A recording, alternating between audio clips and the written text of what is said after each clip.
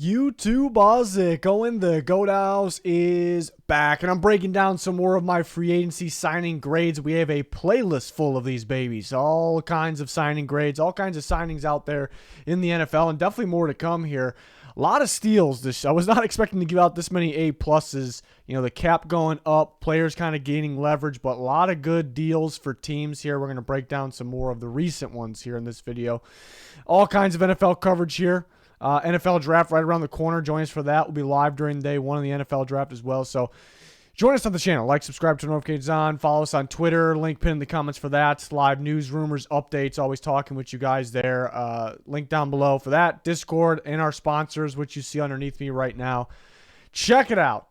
This was a huge surprise here with Jordan Poyer.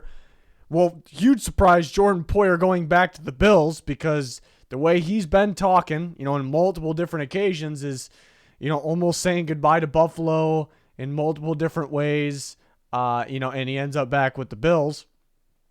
And then the second surprise with how cheap it is, a 2-year, originally it was reported 2-year $10 million, which is insane. I mean, the way it is insane as well. 2-year $12.5 million, so that's averaging $6.25 million per year for one of the better safeties in football. And that, I mean, there are safeties that are nowhere near as level getting paid more, even from this offseason. So maybe it looks like those guys' contracts that we thought were steals, maybe they're not as much steals, anymore because of this. But yeah, just super surprising here. And I guess the reason why he's not getting the big bucks is because, he's a cover 2 safety, and teams probably think he's specifically that, and it really limits the amount of teams that view him as a fit, which limits the amount of teams that are interested, and how many teams that run that scheme are in need of a strong safety. So I guess that's why the interest wasn't crazy, but this still is an absolute steal at the price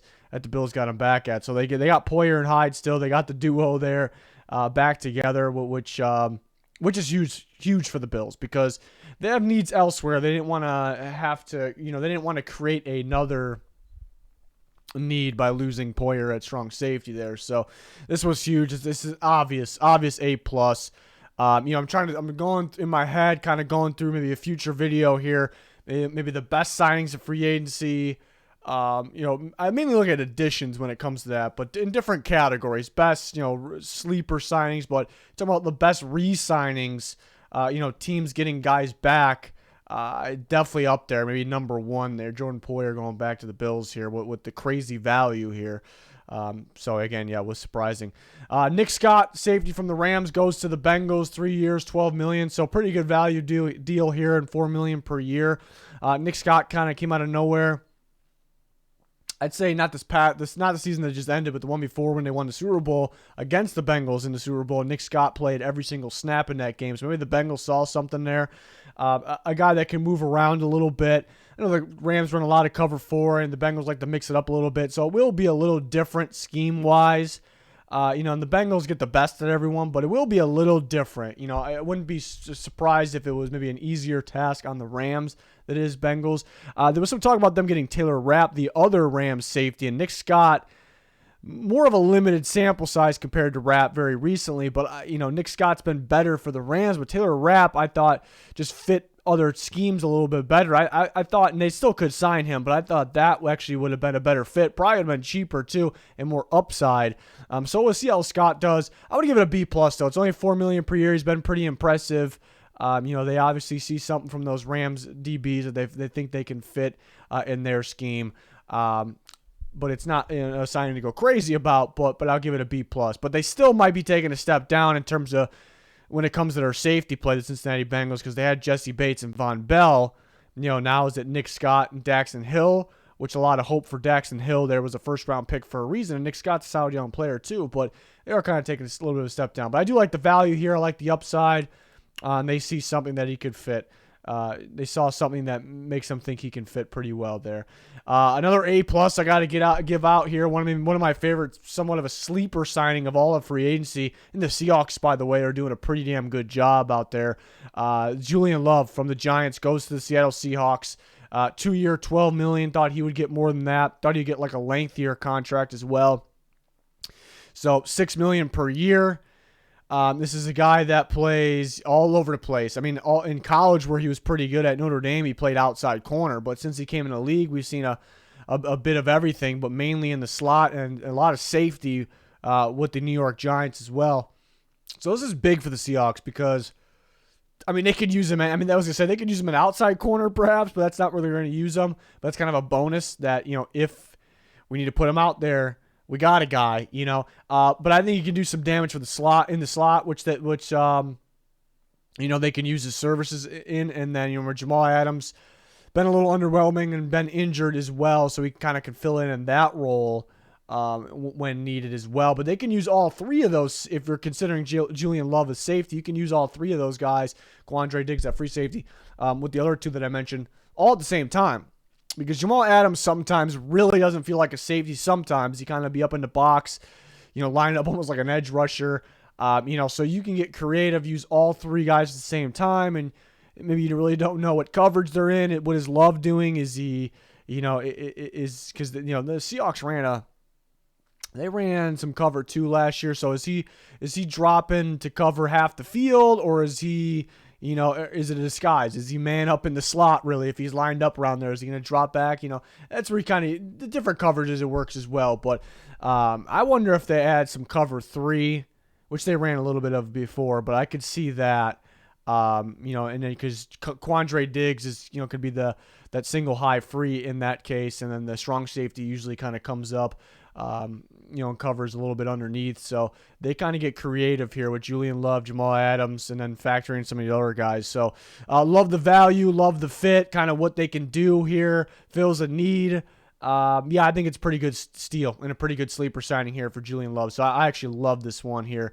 Another A+. I probably gave out more A+ this year than the last 2-3 years combined. I just think with the cap going up, you expect there to be more overpays and less bargain deals, players getting leverage. Well, the cap went up, so you can dish out a little bit more money. Where the last couple years, it's understandable why guys were going for so cheap, is because I think COVID kind of affected the cap space and everything for the next, since that year, the last couple years, I should say. So it's kind of understandable why guys are cheap. But now, I guess teams still kind of recovering from all that. Some teams started kind of in the negative going into free agency, but a lot of steals here. Another one, Drew Tranquil. And the more and more I think about this one, the more I like it. Very surprised that the Chargers didn't get him back for this. But then again, they did bring in Eric Kendrick, so they saw maybe not upside, but they saw a way to get better there. And perhaps pair him with Kenneth Murray. And, but Tranquil was kind of an up-and-comer type guy for them, and they let him walk for very, very cheap. And not only that, but he goes to a division rival, the team that they just can't seem to beat, even though they looks like they have them every time, in the Kansas City Chiefs. So the Chiefs get Tranquil.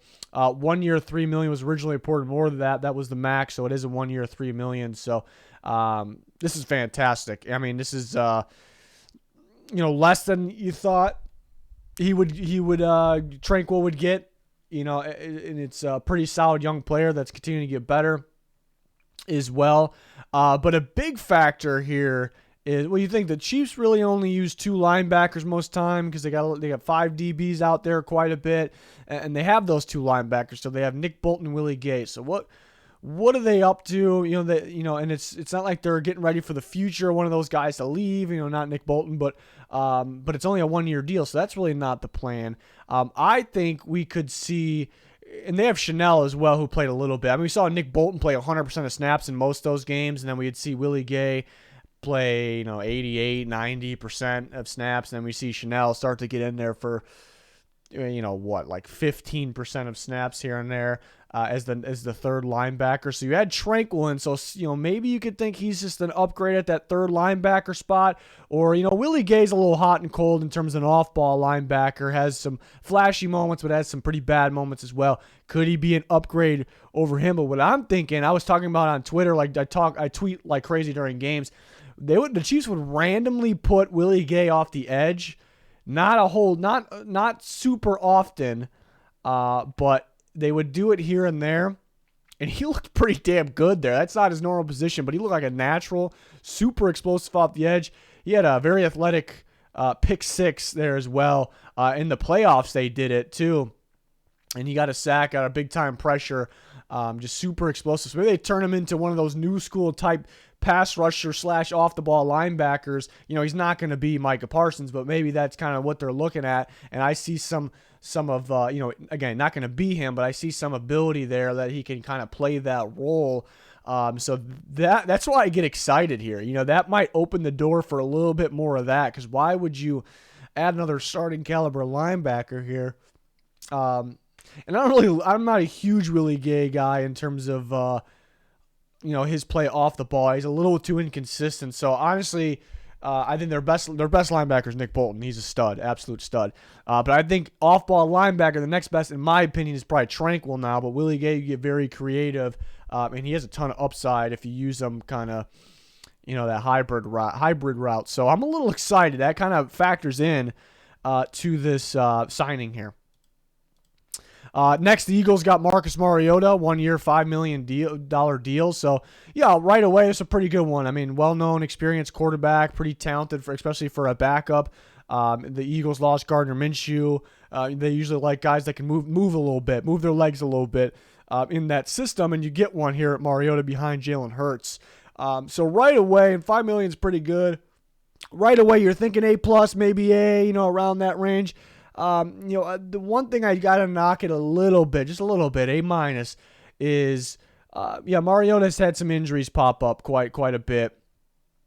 And if Hurts goes down, and he missed a little bit last year, then you got, Mariota, a guy like Gardner Minshew's pretty durable. That's what they had last year. Mariota, if he goes down, then you're instantly down to your third string quarterback. So maybe they, perfect world, find a guy, with the skill set of Mariota that is a little more durable. And then him kind of quitting on the Falcons last year wasn't great either, but I didn't really factor all that in too much. As you can tell, I still gave it an A-, but overall, it's a pretty good one. Pretty good backup to have here. Just hope if he has to come in, he stays healthy, because we've seen some issues pop up in the past with injury, and then, you don't want to be down to your third string quarterback when you have a potential contending team here. Next, we got Isaac. Speaking of the Eagles, Isaac Seumalo was waiting for him to sign. He goes to the Pittsburgh Steelers. That was last night, and that is a 3-year, $24 million deal. That is $8 million per year, so a little bit less than I thought he would get. Once guys start sitting around a little bit at this time, you expect them to be steals. So now we're into the second week. So maybe almost the grading kind of changes going into the second week, because they should, a steal ends up being kind of normal. It's got to be kind of a mega steal to be a steal, if that makes any sense. Because once guys start sitting around for that second week, and we're pretty much into it, they end up being a little cheaper. So it's not super shocking here. This signing was last night, and we heard the details this morning. But at the same time, again, it is cheaper than we thought. I thought him and I brought it up. Him, Ben Powers, and Nate Davis would probably be all in the same range when it comes to guards, and they're pretty split up. Ben Powers got $13 million per year, Nate Davis got $10 million per year, and Seumalo got $8 million per year. So that was pretty interesting. So this is a pretty good deal for the Steelers. The question I have for them is, well, I kind of somewhat know what the plan is, but still the question is, what's the plan? You have two. The plan is they're going to play guards, Isaac Seumalo and James Daniels. James Daniels was their big guard signing from last year. Some maybe thought move him to center because he has center experience, and you play Dotson, Seumalo. I know Steelers fans had a lot of hope for Dotson since the first time we saw him, but he's kind of, hasn't really lived up to that. He's allowed some pressure. He's had some penalties. I don't really think that's the plan. And you didn't pay Daniels that much money last year and have that much upside or hope for his upside at guard to play him at center. So I do believe it'll be Seumalo and Daniels, but there are two right guards there, so it shouldn't be too big of a deal. But you're taking somebody, you're moving to left guard, and then you do kind of the thought everyone had with Seumalo too. I mean, he's not going to be. It's most likely he's not going to be as good as he was on the Eagles. It doesn't mean he's not going to be good. I expect him. He better be good, because $8 million, even though it's a little cheaper than we thought, it's still a lot of money. But you can't really expect him to be as good he was with the Eagles, because the way they developed your coach, offensive line, but that unit, the talent that is around him, so I think you'd be expecting maybe too much if you think he'll be as good or better. But yeah, curious to see which one they put at left guard. I'm going to go ahead and say Seumalo perhaps there, but they still need that left tackle, probably in the draft perhaps, but some moves could be made in free agency still. But I give that one an A. Then Mike Gesicki, this was originally reported 1 year, $9 million, and you start to get to, when you look at $9 million, you start to kind of get to not top tier, but maybe that next tier of tight end money, not too far off. I mean, just under $10 million.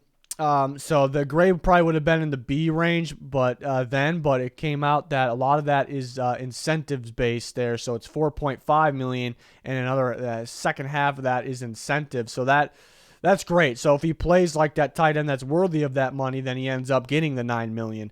And the Patriots need another tight end. They moved on from Jonnu Smith. They're going to value that tight end, but they wanted more. Jonnu Smith's more of that a hybrid type tight end, like sometimes he almost looks like a running back, especially with Tennessee. But Gesicki, more of that move tight end, receiver type tight end, and that's what they needed. It's kind of what they're missing, and that's for Bill O'Brien's offense, having that athletic, big tower of a pass catcher down there downfield is going to be pretty big for Mac Jones. So I do love the idea of it. I do love the fit, and then 1 year 4.5 looking a lot better than 1 year 9.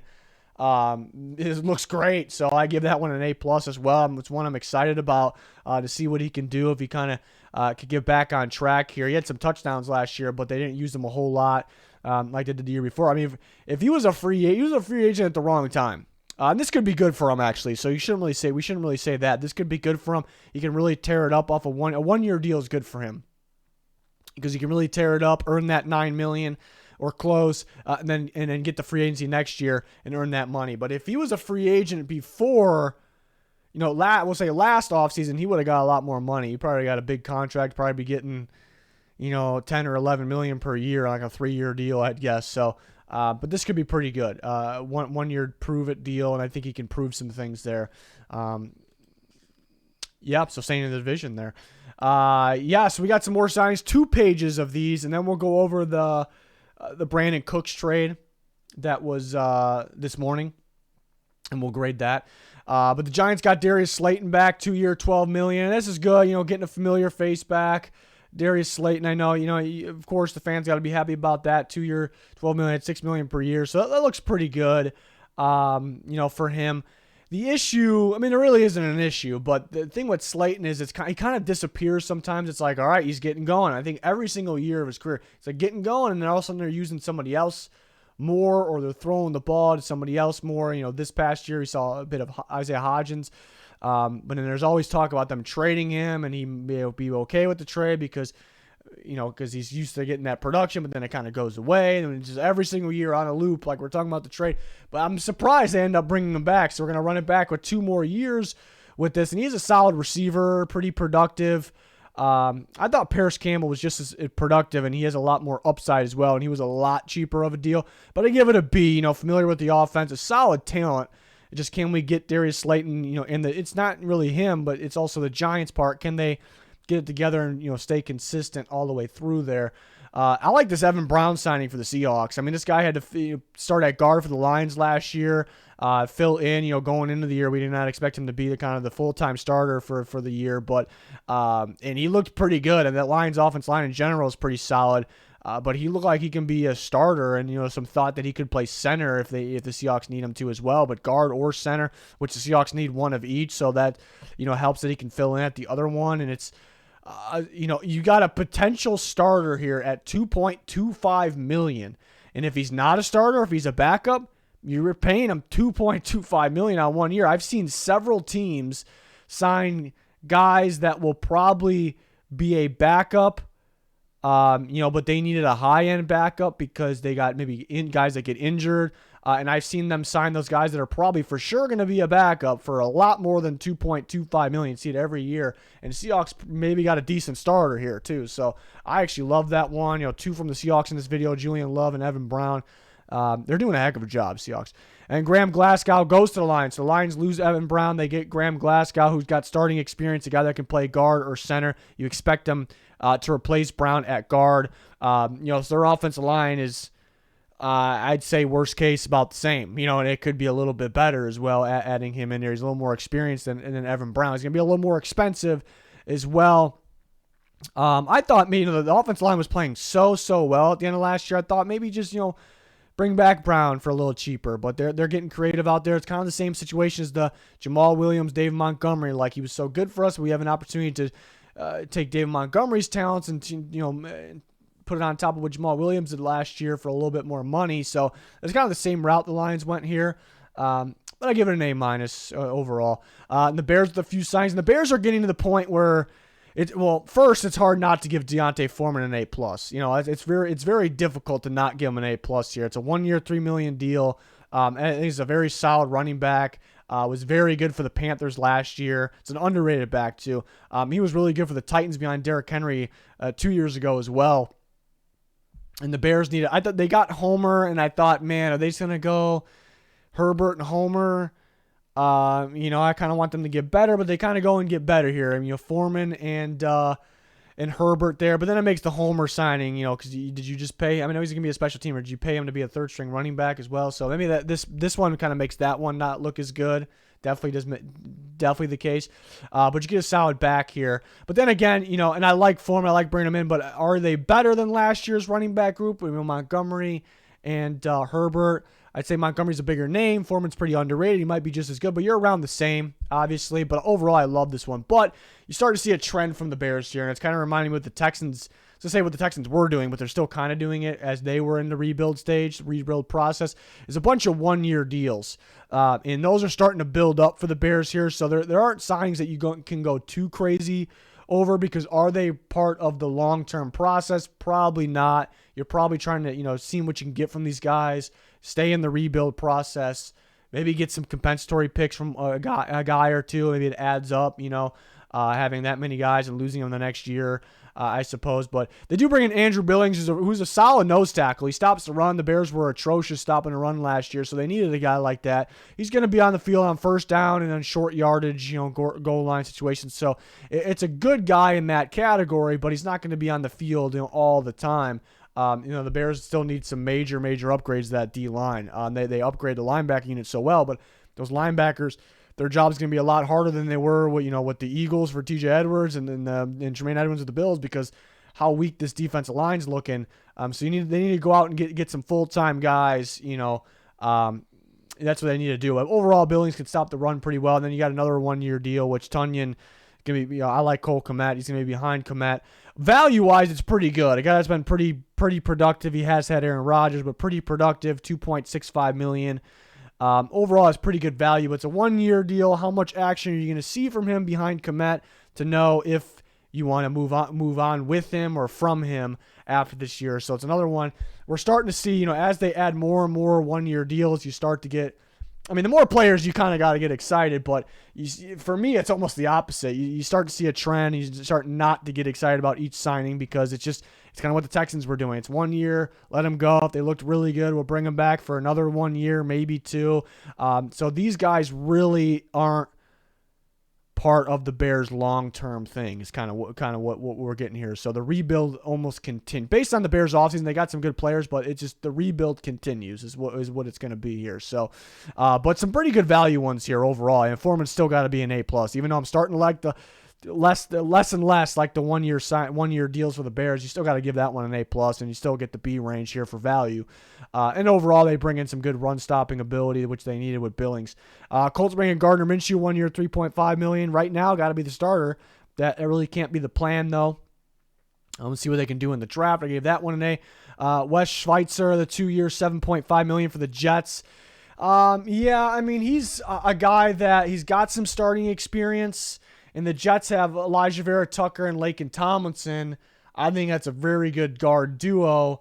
And Schweitzer could fill in, because there was injuries last year. So he can fill in if they need him to. It's kind of a high-end paying a guy that, you need him to fill in. But unless the plan is to play Elijah Vera Tucker at tackle. So I understand it, yeah, because that might, I don't think they're going to start the year that way. but they could do that. We saw him fill in Elijah Vera Tucker, that is, at left tackle because of other injuries. So if that happens, then you put Schweitzer in there at guard, and he has the experience. So that's good. Overall, it's not super expensive, but yeah, I mean, like the Seahawks got its starting guy for $2.25 million that I think is better than Schweitzer, honestly. But then and you're kind of paying this guy to be a high-end backup. Perhaps, I guess he could start. Is that ideal at the same time? But he's got experience, so that's pretty good. So we couldn't completely give it a bad grade or anything like that. Steelers grab Landon Roberts. And there's that shadow behind me again. It's popping back up. I don't know if it was there the whole video, but Landon Roberts goes to the Steelers. This is more of a fit, a Steelers fit at inside linebacker. He's not the flashiest guy, but he's a guy that gets the job done. So overall, I like this one.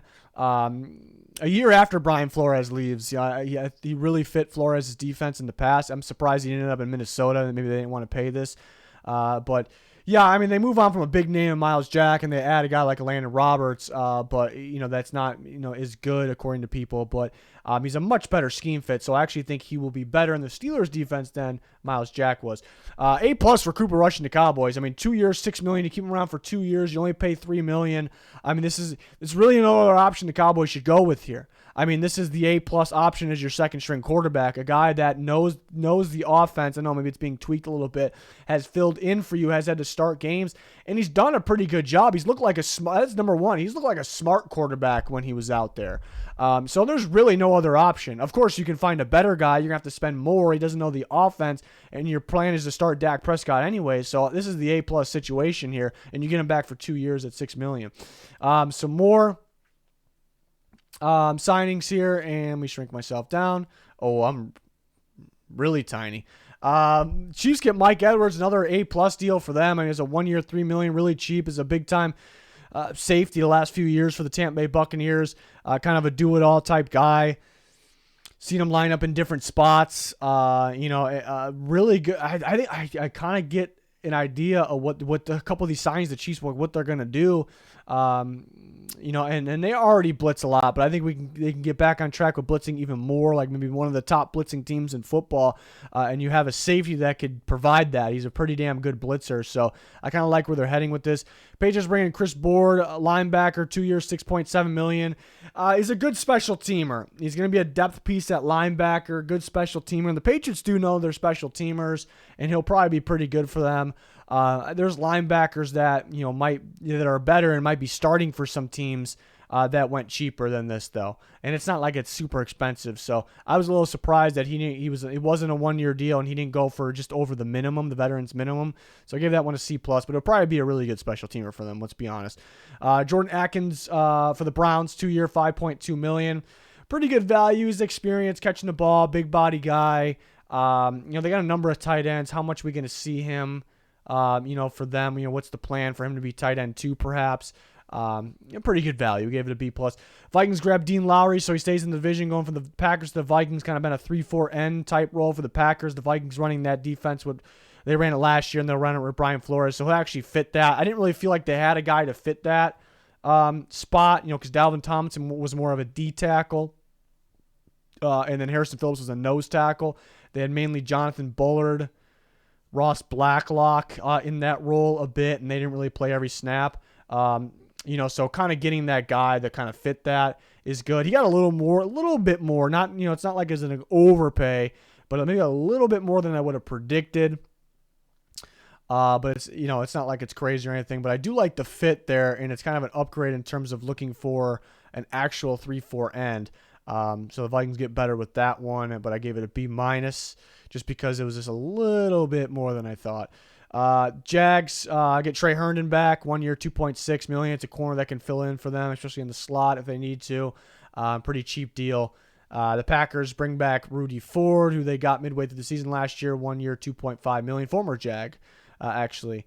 Pretty similar. It's could they have upgraded, but a pretty good guy for special teams here. B+. Chargers get Donald Parham back. Was a little surprised that this was this cheap here.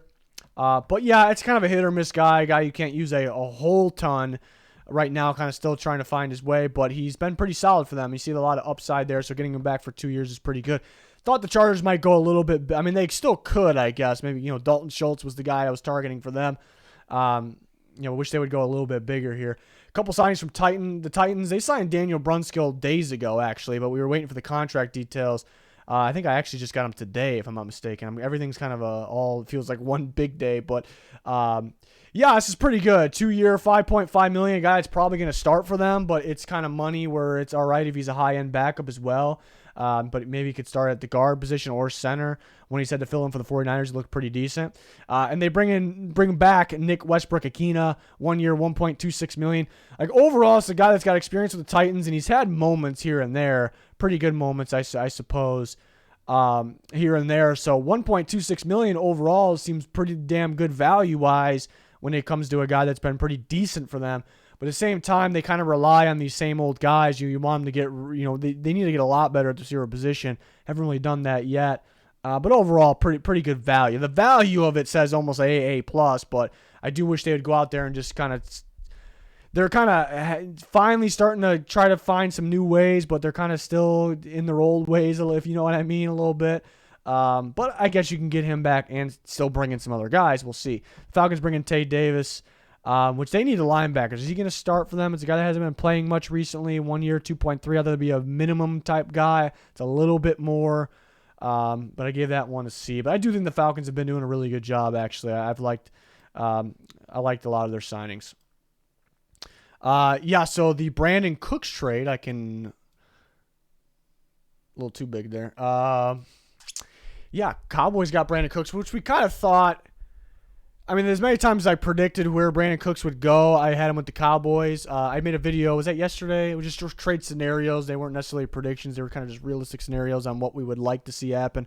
Thought going back to the Patriots would be pretty cool. But we kind of thought, I think a lot of you out there kind of thought the Cowboys would be most likely the landing spot, mainly because they're in on him at the trade deadline. But they get Brandin Cooks, and the only downside with trading for Brandin Cooks is he had an $18 million cap hit for whoever acquired him. That's a lot. It's a good receiver, but it's a lot. But Houston paid $6 million. $6 million. That's a lot, too. So that brings it down to 12. So that kind of makes it goes from $18 million, a little risky. It's a lot of money, ton of money for Brandin Cooks. Not like super overpay or anything like that. But then it goes from that to $12 million, which looks like a steal for a guy like Brandin Cooks. And then the Texans get a 5th and a 6th round pick, one this year, one next year.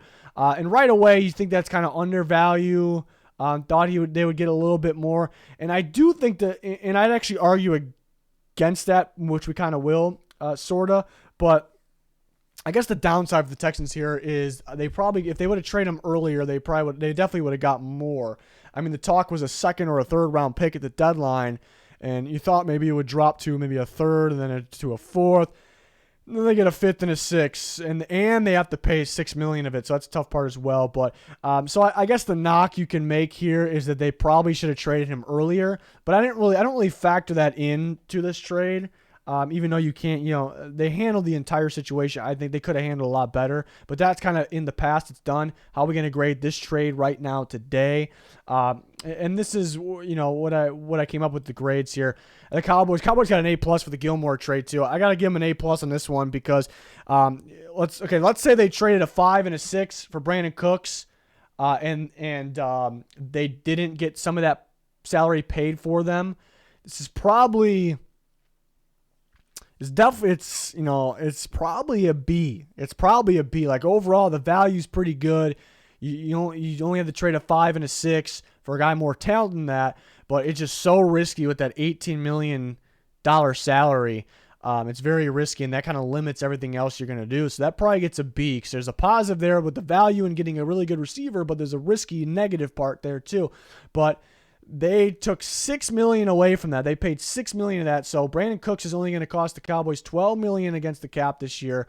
And then next year, he's a little pricey, but you can move on from him and free everything if it doesn't work out. So it just kind of takes the risk out of it. And you got a good receiver.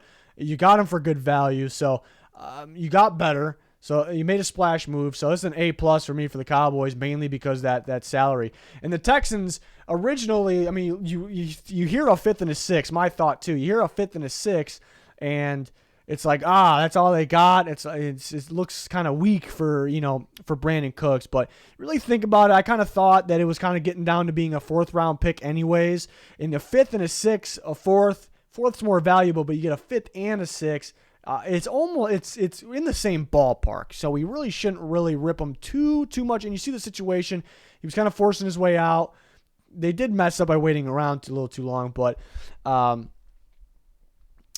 you see the situation, though. They kind of had to get something here. So just looking at it like that, if they traded Brandin Cooks for a 5th and 6th today, like they did, sort of, because there's one more factor that we're going to go over, I would have gave it a B-. I would have gave it a B- because it's not, you still only, a 5th and a 6th, it's still not tremendous value. You trade a pretty good player, but I give it a B-, maybe a B I would have thought of, but paying that salary is tough because that should have made him more valuable like a 4th. Paying that kind of increases. So you're telling me if they, you're telling me it was low. If they didn't pay that salary, the compensation was going to be lower, because that's usually how those things work. That can't be right. To me, were the Texans really going to be unable to trade Brandin Cooks for a 5th and 6th without paying salary? Or were they able? Like, I feel like they were going to be able to do is what I'm trying to say. Like, eventually at one point, like, get a 5th and a 6th without paying any salary. Like, did they have to pay the salary to get a 5th and a 6th? I have a hard time believing that. For the Cowboys case, maybe the Cowboys made it clear, but there are a lot more other teams in the NFL. 30 other teams besides these two. I know not nearly all of them were interested in Brandin Cooks. So I actually don't have a huge problem. It's not great. It's not. We won't even say it's good, but given the circumstances, a 5th and a 6th, I don't really have a problem with it. It probably would have been a B-. But I think I got knocked down a little bit, because it did get knocked down a little bit because paying $6 million of that salary really helping out the Cowboys. And you take $6 million away from you, paying a guy that is not even going to play for you, so that again, I think you would have been able to trade him for the same value without paying that, or paying less at least, like $2 million, So that was really the only knock there on the Texans. Again, most people probably have their problem with the 5th and the 6th. It's really not the big problem here for me. But it's good to see another trade happen. I would like more to happen. We talked about candidates. We have a bunch of trade videos up in the past as well. A bunch of these free agency signing grades videos as well. So head over to our channel. Check out those recent videos. You won't be disappointed. Like, subscribe, to notifications on while you're at it. It'd be much, much appreciated. Check out that Twitter. Link's been in the comments for anything you're looking for. That's going to do it. Thanks for watching. Goodbye.